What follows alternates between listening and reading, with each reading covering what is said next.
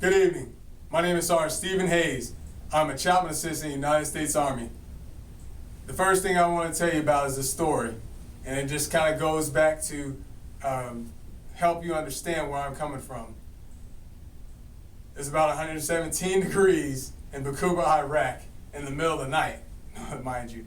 And I can tell you that all I remember is waking up to the sound of a screaming mortar rocket that was inbound. And out of reaction, I reached for my headgear, my helmet, and I reached for my weapon, which I always kept at an arm's length. And as I get my gear on, I feel the thunderous boom. It shakes everything in my room. And of course, as I'm trying to get my bearings, I look around, make sure everything's okay, make sure I'm ready to go. And I can tell you one thing that it was probably the scariest thing that has ever happened to me. And at the same time, I'd probably say that I have never prayed more passionately in my life. That time was a time for me to realize just how I would say I was just that close to God during that time, and how passionate I was in prayer. It is times like this that I find that soldiers really need ministry. They really need God. And it is the fact that the unit ministry team in the United States Army, Chaplaincy, provides that ministry. They provide that service to God and service to country to that soldier. The first thing I wanted to talk to you about is the unit ministry team has 3 core values that they honor, and that's nurture the living, care for the wounded, and honor the dead. The unit ministry team itself is actually made up of 2 essential parts, and those 2 parts are the chaplain and the chaplain assistant. Now the chaplain actually, he takes care of services. He conducts different religious services, whether it be a Protestant service or if he's a Jewish chaplain, a Jewish service.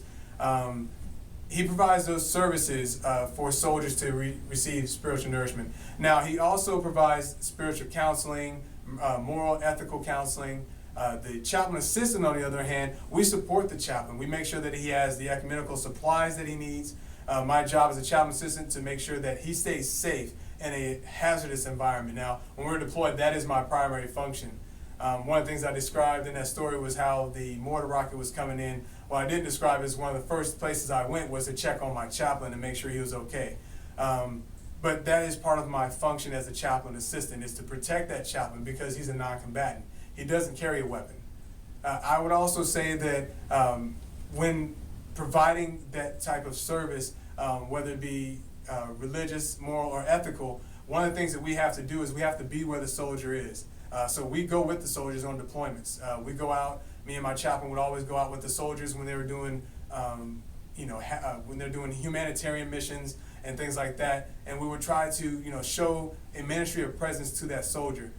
The idea is that we're bringing God to the soldier, and then the soldier to God. And it's something that was said by a chaplain when I was younger as a chaplain assistant in the Army a few years back. I don't remember exactly who said it, but it's just something that always resonated with me. And I would say that it's definitely been an essential part of what we provide to the soldier.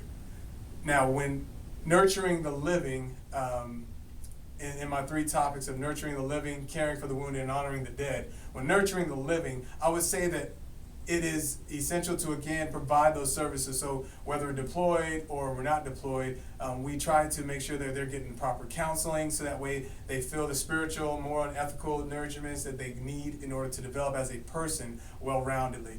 I would also say that we also provide different types of classes and courses that these soldiers can attend, whether it be a spiritual workshop, moral, ethical counseling, sexual harassment and assault prevention type of training, things like that. We are all involved in those things, and we're resources, and we outsource different resources as well in order to provide those for the soldier.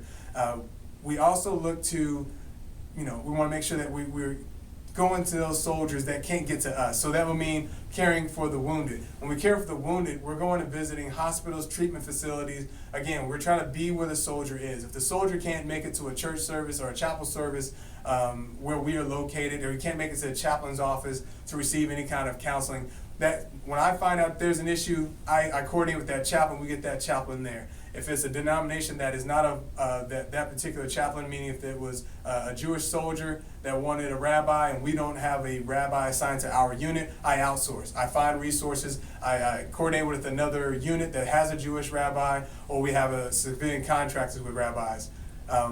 When unfortunate circumstances happen and we have a fallen soldier, someone that dies, whether it be in combat or stateside, we provide services, and that is essential as well to our job, to provide closure for soldiers of that fellow soldiers that are trying to deal in grief with the loss of a fellow soldier.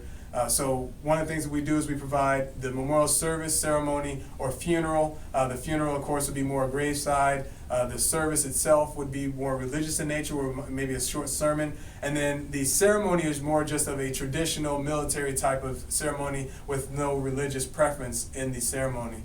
I would say that it is essential that we provide that, and we're bringing God to soldier and soldiers to God, so that chaplain's available for counseling, and then a lot of times this is when issues come up during these times. I would say that I have had the honor to serve with lots of men and women that have given their lives for our country, and I can't say enough just how much that has definitely made an impact on me and what I do.